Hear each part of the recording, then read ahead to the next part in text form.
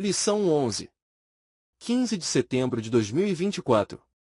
Dia Nacional da Escola Dominical. A humilhação de Amã e a honra de Mardoqueu. Introdução. Na lição anterior, Esther recebe Assuero e Amã para um banquete. Em vez de fazer seu pedido, ela pede ao rei que compareça a outro banquete, no dia seguinte, também junto com Amã. Naquela noite, fatos novos aconteceriam em Susã, alterando totalmente o cenário da história. Deus sabe o que estará nos jornais de amanhã. Primeiro tópico. O rei se lembra da boa ação de Mardoqueu. Ponto 1. Uma noite decisiva. Dois cenários distintos. Enquanto Assuero foi para seu aposento, Amã saiu exultante do banquete oferecido por Esther.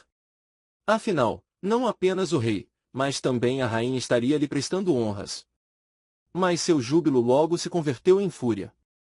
Na saída do palácio viu o judeu Mardoqueu, que nem se moveu diante de sua presença. Esther 5, 9. Amã conteve sua ira, mas precisava desabafar.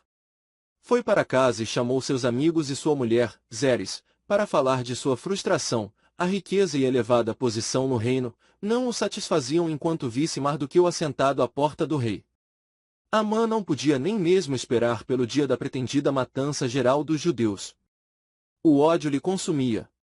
Aconselhado pela mulher e pelos amigos, decidiu pedir ao rei que enforcasse Mardoqueu no dia seguinte.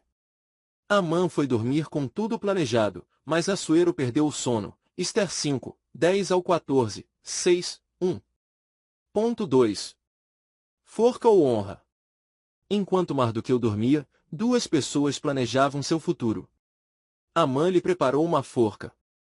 Assuero, um dia de honra. O que iria prevalecer? Queiramos ou não, o que outras pessoas pensam e fazem pode produzir consequências em nossa vida. Por isso, nossos relacionamentos interpessoais devem estar pautados no temor a Deus. Dar a cada um o que é devido é um dos meios de não nos deixar enganar pelo individualismo, um estilo de vida antibíblico segundo o qual o indivíduo é capaz de se realizar sozinho, independente das pessoas que o cercam. A chamada autossuficiência. A ética cristã, contudo, nos ensina quanto são essenciais os relacionamentos humanos, e como Deus trabalha através deles. Efésios 6, 4 ao 6. O Novo Testamento possui inúmeros versículos com a expressão uns aos outros. João 13, 34, 1 Tessalonicenses 5, 11, Tiago 5, 16. Coisas boas e ruins podem nos alcançar, vindas de pessoas que nos cercam. Quando tememos a Deus, Ele intercepta o mal e faz com que a bênção nos alcance. Salmos 91, 5 ao 10, Deuteronômio 28, 2. A maldição não atinge a quem Deus abençoa. Números 23, 8, Deuteronômio 23, 5, Provérbios 26, 2. Ponto 3. 5 anos depois. Já haviam se passado cerca de 5 anos de quando Mardoqueu revelou a conspiração contra Assuero. Tudo ficou, aparentemente, esquecido. Naquela noite, contudo, o Deus que tem poder sobre todas as coisas, incluindo a fisiologia humana, tirou o sono do rei. Salmos 127, 2. Sem dormir, Assuero ordenou que trouxessem, e lessem perante ele o livro de registro dos fatos importantes do reino. Esther 6, 1.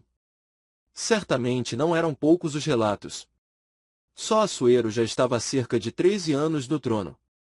A providência divina fez com que fosse lido exatamente o trecho que falava do feito de Mardoqueu, que pôs fim à conspiração contra o rei.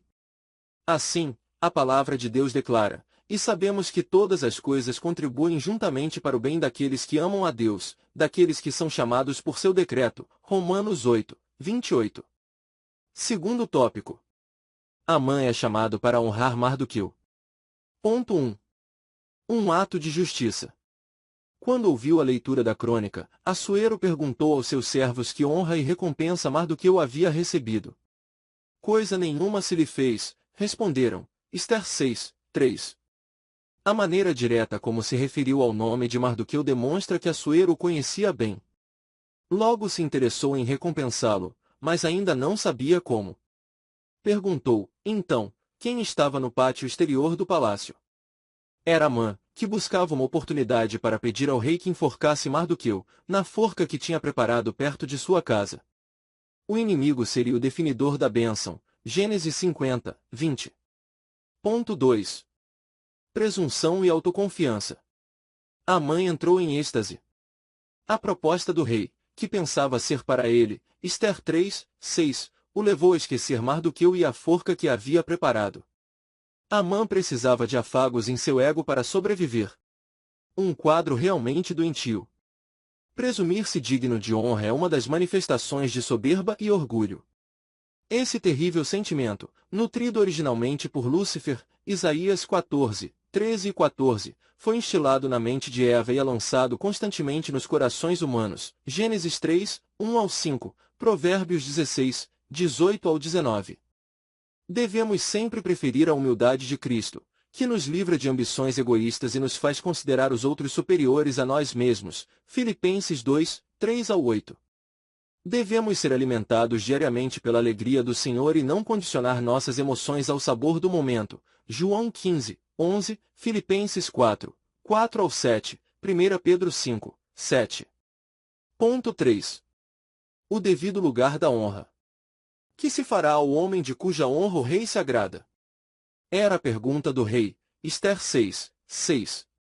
Amã sugeriu que este homem fosse vestido com a veste real, montasse o cavalo do rei, recebesse a coroa real e fosse conduzido por um dos príncipes do rei, dos maiores senhores, com uma proclamação pública: assim se fará ao homem de cuja honra o rei se agrada. Ester 6, 6, 7 ao 9. O rei acatou imediatamente a sugestão. Amã só não imaginava que o honrado seria Mardoqueu e que ele seria o puxador do cavalo. Ester 6, 10 e 11. Isso o deixou ainda mais enfurecido e muito envergonhado. Ester 6, 12. Devemos nos alegrar quando alguém é honrado. Incomodar-se com isso pode ser expressão de orgulho. Honrar os que são dignos de honra agrada a Deus e não deve ser confundido com bajulação. 1 Pedro 2, 17, 1 Tessalonicenses 5, 12 e 13. Contudo, é preciso considerar sempre que honra não se exige, se recebe com humildade. Mesmo com toda a honra recebida, Mardoqueu voltou para a porta do rei. Ester 6, 12. Uma honra efêmera pode nos levar a esquecer nosso lugar e nos deixar ao vento. É preciso manter os pés no chão. Terceiro tópico. O plano, a síndrome de imperador. Ponto 1. A soberba de Amã. Quando fez sua sugestão ao rei, imaginando que a honra seria para ele, Amã revelou ter a síndrome de imperador. Ele queria roupa de rei, cavalo de rei e coroa de rei. Ester 6, 8. Atualmente, tem sido identificado em crianças e adolescentes a síndrome do imperador. São egocêntricos, reinam dentro e fora de casa, ditam as regras e exigem o que querem. Sem correção, os filhos podem crescer como um Amã, cheios de soberba e presunção. Provérbios 23, 13 e 14, Provérbios 29, 15, 17, 23 e 30, 17. Deus quer nos dar famílias saudáveis. Salmos 127, 1 ao 5, Salmos 128, 1 ao 6. Nosso papel é exercer um amor responsável, dedicar tempo de qualidade e viver em constante vigilância e oração. Hebreus 12, 7 ao 9, Jó 1, 5, Salmos 144, 12. Ponto 2. Um mau prenúncio. Amã chegou em casa arrasado e contou para a mulher e os amigos o que lhe havia acontecido. Que frustração! E se esperava uma palavra de consolo, não foi o que recebeu. Ouviu uma sentença aterradora: se Mardoqueu, diante de quem já começaste a cair, é da semente dos judeus, não prevalecerás contra ele, antes, certamente cairás perante ele. Ester 6, 13. A declaração da mulher e dos amigos de Amã pode indicar que conheciam a história dos judeus, um povo que já havia sobrevivido a muitos sofrimentos e ameaças. Era um mau prenúncio para Amã. Conclusão. Quanta coisa mudou em Suzã em menos de 24 horas. Nosso Deus é grande e poderoso. Perdemos muito tempo com discussões e debates, e, às vezes, fazendo o que Ele não nos ordenou fazer, no afã de resolver nossos problemas. O segredo é confiar no Senhor e viver com humildade, fazendo a sua vontade. Ele permanece no controle e sempre age no momento certo.